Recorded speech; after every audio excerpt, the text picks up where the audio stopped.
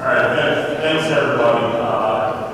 Yeah, we're going to give a little bit of handoff to background on AVL. We'll give a little bit of history and how we got to where we got to. And then some of the things we're working on right now with regarding AVL. So I have with me Jason Hoffman, who's one of our AVL specialists, to be honest with any specific needs, technical stuff that we get into. But we're going to first kind of kick it off with some of the history of when we kind of got into the AVL arena. So it really kind of started, a lot of things that we started here that are kind of initiatives or kind of staples got established in, unfortunately, in Valentine's Day of 2007. A lot of these initiatives were things that were kind of identified as deficiencies that we had. We had a pretty significant winter event where we had motor stranded for about 36 hours in some cases. So really very significant, very safety concern. So really we started off in the tail end of 2007 with a pilot of 100 trucks that we did with AVL, just getting our feet wet with GPS location, as well as just verifying topographic areas. In some cases, we didn't really even understand cell coverage, whether we had good cell coverage. And as we kind of progressed, we kind of went through that. I'll kind of talk about that here a little bit. In addition to that, we also air and ground temps. Those are pretty much standard with a lot of our fleet vehicles. So it really just kind of added another, that information. And then we began to kind of start to receive some of that spreader data and how to kind of utilize that spreader data. So that started in 2007. Now kind of shifting gears a little bit further, 2011, 2012, we kind of went to that next phase or first expansion phase of the AVL program. And a lot of this kind of centered around, to be honest, was public inquiries on, hey, you didn't promise no, you didn't promise our route. And a lot of our executive leadership got kind of tired of those complaints.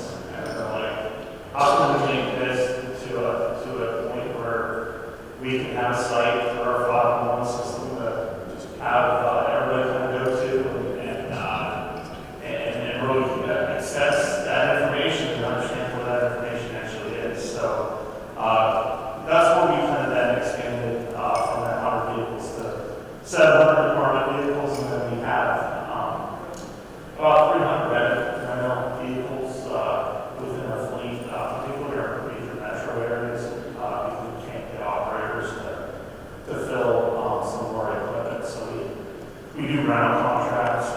So we had 200 of the 300 that initial pilot, and really kind of centered around the same principles that we talked about before: air temperature, ground temperature, location. In addition to that, we also kind of looked at incorporating into our 511 system, and really this is kind of been a staple of ours. So from November 1st to April 1st, we kind of turn on the system to allow the public to kind of see the last 2 hours of where a truck was. We have some geofenced areas that they're, to the stockpile or other things like that. But I think we also get into with the union, was really kind of identifying your vehicles. So we have to be very generic with the vehicles, so we don't really have any identifications to the public through that. There was some concerns around safety of operators as a result of it, so we kind of agreed with that, kind of move forward with that. So that was 2011, 2012, and kind of moving towards full implementation. Really, we've seen a lot of success out of that very quickly. So in 2014, we really went to full implementation for our entire fleet. So 2,600 department vehicles. This includes both our snow plows and paint trucks. Really, our paint trucks are more for paint claims. To really understand we were able to paint claim, we had that information. Freeway service patrol vehicles as well as those rental trucks. And really, we get into a little bit of the different variations.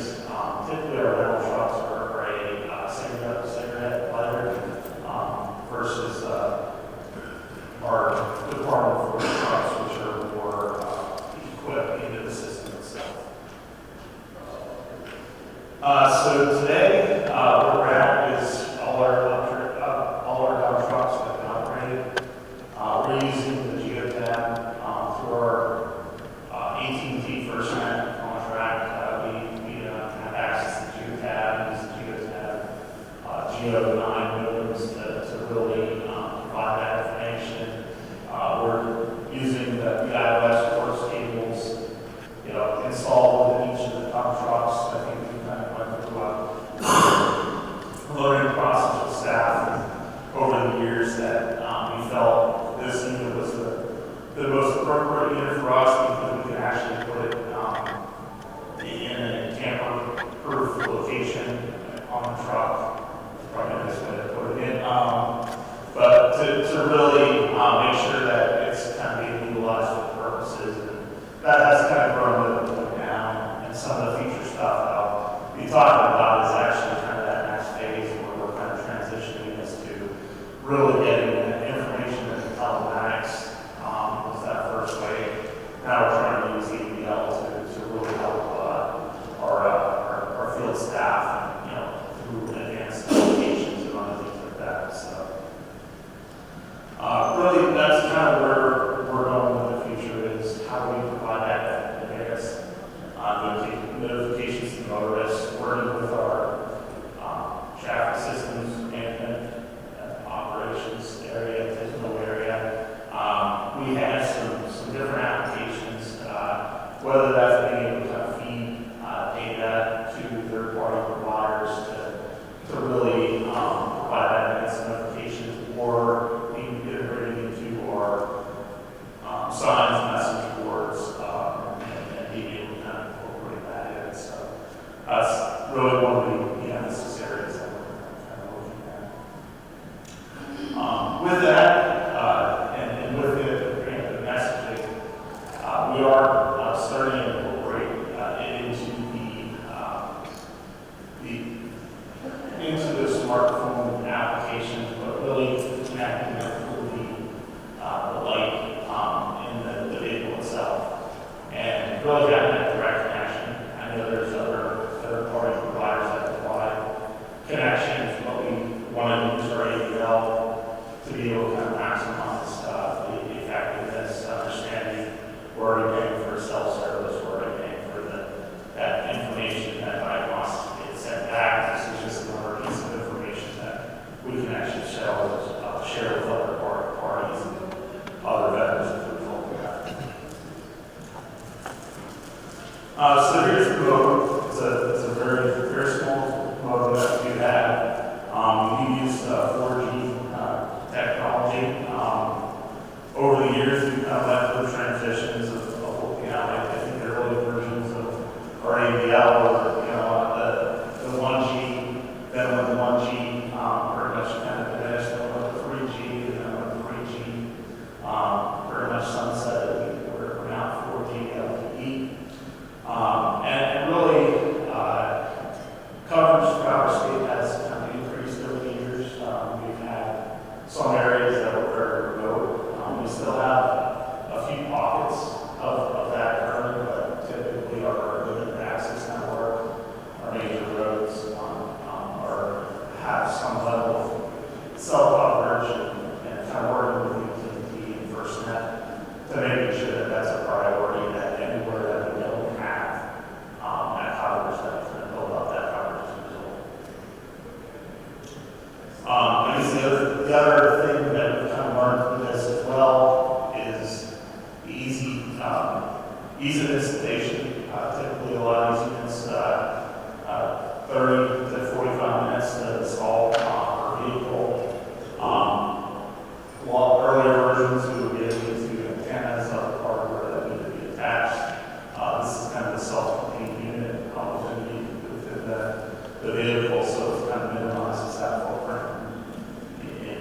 really kind of getting to that point.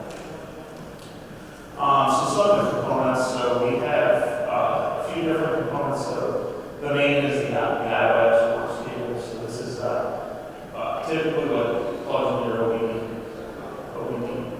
port to provide that diagnostic information and information within the vehicle, but then also we can connect up with the spreader information or providing different application rates. We'll dedicate into how we're using that here moving forward, but really getting that information to get out of the vehicle through this cable is very important.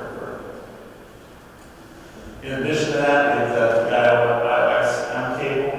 This is the cable that we're typically connecting up with the light itself to get that kind of that notification of here's when the light. It's a very simple concept. When the light's on, that notification is going out. When the light's off, that turns off. We've also kind of we're going to be working with our regions to make sure we're utilizing the same geofenced areas that they're comfortable with, and kind of move forward with that. In addition to that, we also have different wiring harnesses and how it plugs into. We have a wide variety of different truck fleets, international, Mac, Sterling. We have quite a variety of different harnessing that needs to kind of occur within the fleet and kind of utilize that connecting into that Geo9 from Geotech. In addition to that, we also the 300 contract rentals. We're using kind of this Phillips Connect device that plugs into the cigarette lighter, has a battery life of about 6 months. Typically, at the beginning of the season, we make sure the batteries are charged, provide that to the vendor through their contract, and then work with the vendor if there's issues or things that we need to kind of address along the way. But really, those have been pretty much self-contained. I think the biggest downfall to this is probably not having this spread data with the rental vehicles. We get location and some of that fundamental things that we kind of identify early on with an AVL, but still the spread data is something we're kind of looking at. How can we overcome that, or how we maybe further integrate the geotag units into some of the fleet contracted fleet vehicles that we utilize over there. Installation and success of this spare data, some points that we do want to kind of emphasize is obviously we went through a pretty big refresh in 2021 where we pretty much just went through all of our dump truck fleet and went through and reinstalled the Geo9 components. Obviously, there some regions fall step by step, others did not. So we're kind of working through some of that from a troubleshooting perspective, or even just kind of taking a step back, having them kind of work through that step-by-step process as is.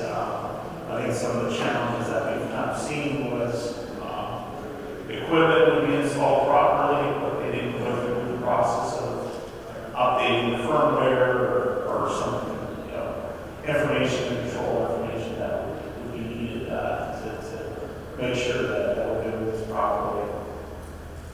Another thing, like I mentioned, 2021 we did an expansion. We're actually doing a phase 2 expansion now. We're looking to, with this new component of being able to kind of turn on and off that data feed when the light's actually on, we're expanding that to our crew cabs, our foreman's vehicles, as well as some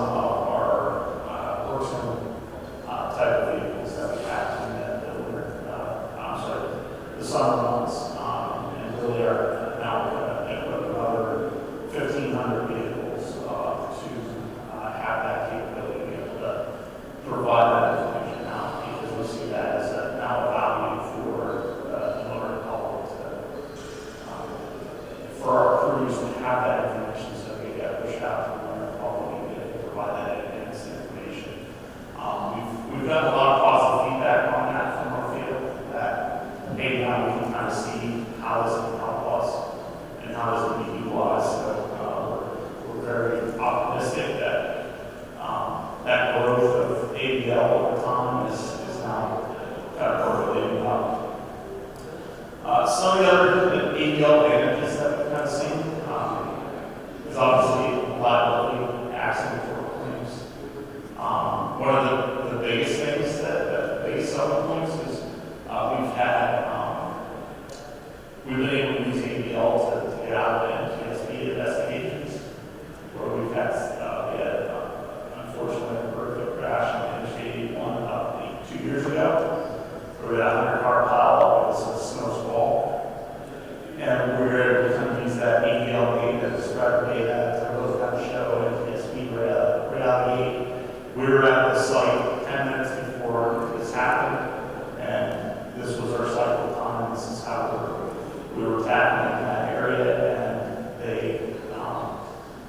decided not to move forward with NTSB investigation. But we use it for that was just an example of the extreme. We also use it for different types of tort claims, whether it's claims that material fell off a truck and damaged the vehicle. We use it for that. We use it for paint claims.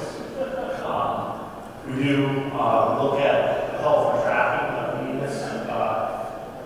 Each at district level looks at that information, looks at the uptime of equipment. They're also looking at some engine diagnostic information to see how we can better incorporate that into our troubleshooting and move forward with how we can have a more effective tool in really coming up with what is a precursor of a problematic issue that we may have with a particular model or fleet of vehicle.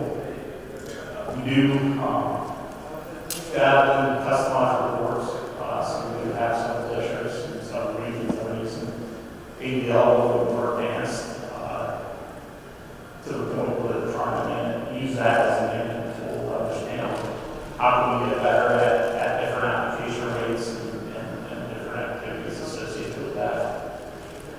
And then really just kind of a scanning tool for garage staff. We've also kind of are starting to identify some efficiencies where in the past we have our entire fleet have to come in every quarter and download information into our computer systems.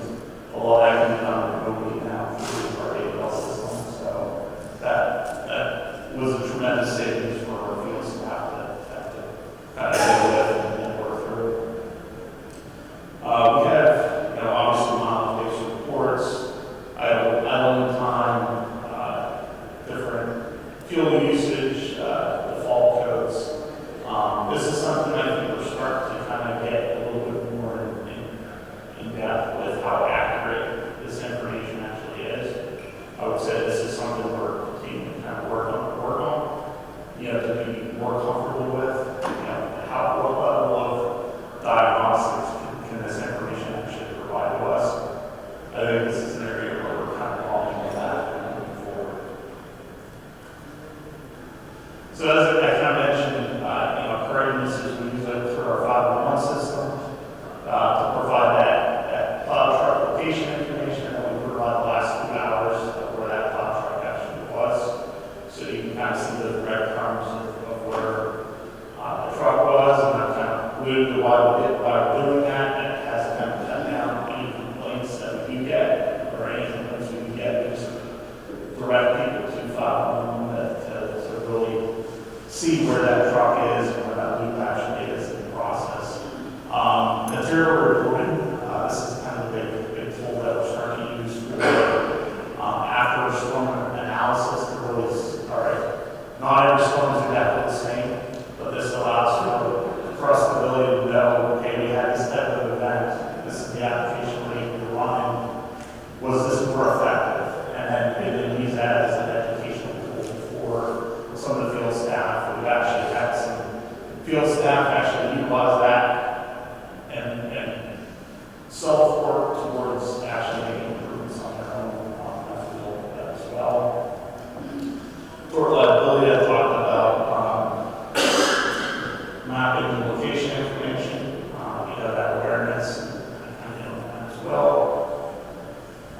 And then the spreader data, like I mentioned, we use it, and incorporate that into a post-analysis tool that we're kind of bringing in a lot of object data. We're bringing our harvest data in with AVL data, with weather data, with crash data, and really trying to get a better collective picture of kind of where we're at with that.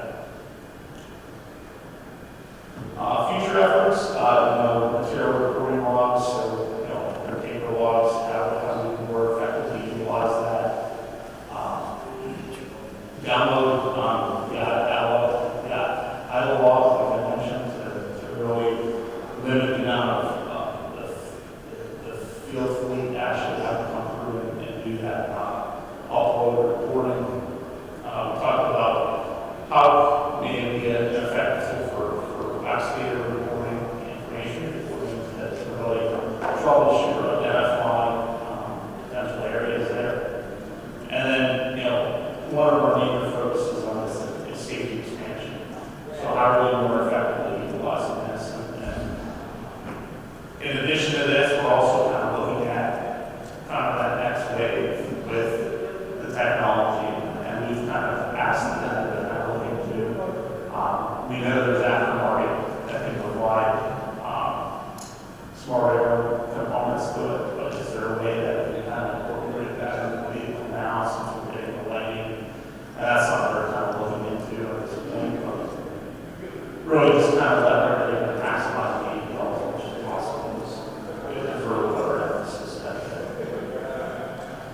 So we do have several reports, and we're going to see through these really quick, just so you can kind of see different types of reports that we have. So we do have activity reports, which just kind of show the day of operation. You can get into any vehicle at any time, kind of see past history as well as the current history. One of our other areas within the state is actually now starting to incorporate snow lock-ins in with this and trying to utilize that and work through some of those challenges at regional level first before we consider it to be more of a statewide type of program. So you're looking at different activities as it relates to the activity area and the level of information that you get as a result of that. One of the other areas is engine fault reports. So any engine faults or warnings you can kind of set up, customize what those reports will look like. And you're able to kind of see by truck fleet number what you're kind of getting in the system. You can get more in depth with the engine measurements report. You can get into more of the diagnostics. Well, it's hard to see on the far right there, just showing the trends that you have in the engine diagnostics associated with that. Obviously, fuel and EV usage is obviously a hot topic. How are we kind of utilizing that to what Mike mentioned before regarding the governor's initiative by 2025 to have quarter of our fleet that we can have that. What does that look like? And then one of the last things is the idle cost. So just making sure that we have our fleet kind of appropriately equipped with that information and available, so we're not continuously tracking that. So that's all I have, unless there's any questions. Yes. Obviously, this is another area of big data. Just curious what new resources you have to devote to manage all this data, disseminating data. It's good to have it all, but where do you find the resources to manage it all? So with the data itself, so we do have through our contract the ability, and every state's in a different spot. So some states are in a better spot where, hey, that goes to data and make that data available. I think what we've kind of invested working with our IT group is an area where we can actually store the data in one spot and then use data analytics. And really data analytics is the bigger lift, is how do I take that information and make it actually useful to the people that are actually going to use it. So we do have some staff that's kind of dedicated to that. We have two individuals that really kind of focus on that. I think we also, like everybody in the room here, I think we learn from what other states are actually doing as well. So if you guys have a niche or have figured out how you're utilizing this, we try to utilize that and utilize that effectively. I think the big thing that we've kind of learned is the reliance on one data source over another has been a challenge. So how do we bring them all together? So we spend a lot of time on effort trying to bring that information together. I know we've kind of used consultant contracts to help us kind of bring some of that stuff together, like that post-mortem analysis tool that I talked about. And, we had consultants kind of lead that and get that to a point now our field staff is starting to utilize that more, like I said, after the fact. But I think we'd like to eventually get it so it's more of a training tool for newer staff that's going to come online. We do have a lot of new staff coming. How we can show them, hey, this is actually the benefit you're getting. A continuation of that question, you probably asked the same thing. You have to set up where all the data is coming in. But you have flags, as an example, any truck that's spreading over so many miles per lane mile with a flag or something that all this data comes in, but you don't necessarily have to spend all your resources on it. There are certain things you want to pick up. And then with that, how does it get down to the driver who knows causing all that? Or is that the word somehow? It's an iterative process, so we do have the ability through the software, in case you correct me if I'm wrong, but we have the ability to actually put those flags and put those filters in the system.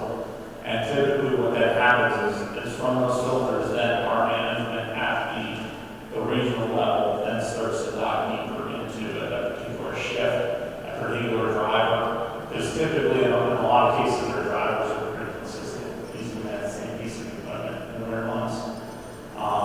So we can kind of really drive down that pretty quickly to operator, if it's operator error, operator negligence, operator training that's needed, that typically has to be done at our local level.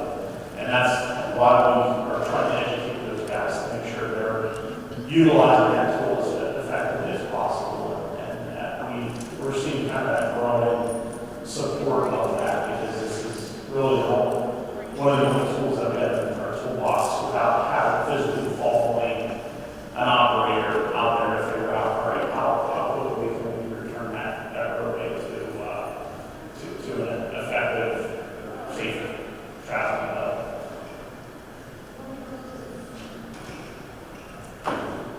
All the data collected through the application, are you interfaced with the state network? So we collect the information through the application, but we also have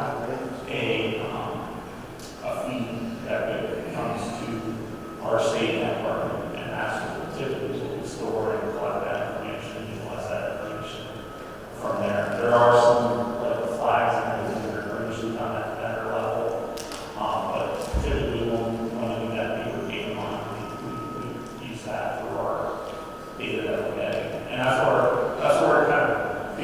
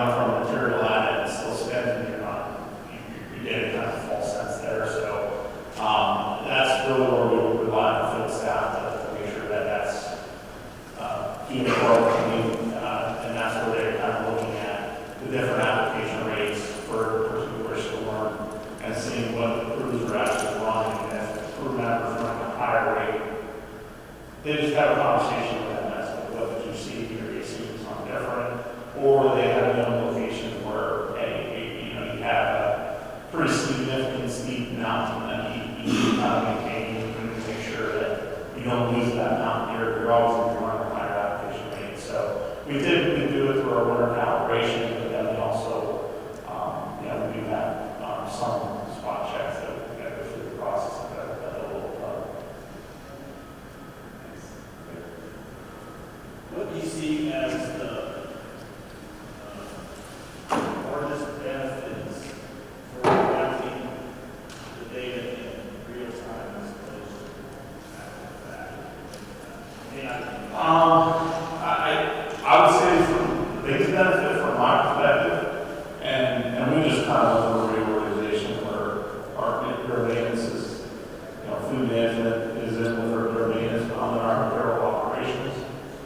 Where the biggest benefit is actually from an incident management perspective and really understanding in real time what's actually happening, location, spreading type. That has kind of eliminated unnecessary phone calls to the field when, hey, you're out and the thing is trying to handle the event and making phone calls on top of it. But I think that's really the biggest benefit in real time is having that information. It has kind of calmed down everyone sort of out there in a lot of cases as to, hey, we got crews out here, you can see them if you need to see them, but they're doing what they can. We go through a lot of training, starting with third winter at now to the winter months and go through continuous training when we're not actually out there in the winter events to do that. So I think that's the biggest benefit is listening. Did I understand you all that you're also posting that on the 511 website in real time? We're hosting location and 2 hours preceding where that vehicle was, so the breadcrumbs of that vehicle. So as they do come up, typically our snow routes are anywhere from 2 to 4, 6 in some cases where it's been a little bit further in our rural areas. But typically those 2 hours preceding is where we ship those breadcrumbs from November 1st to April 1st.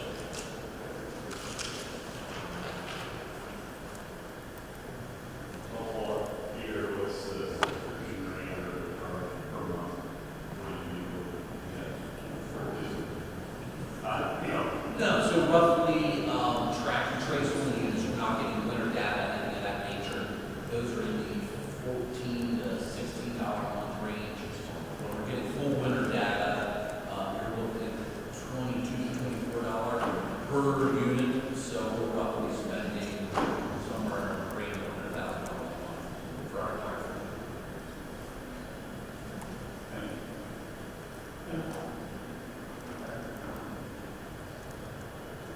Other last questions?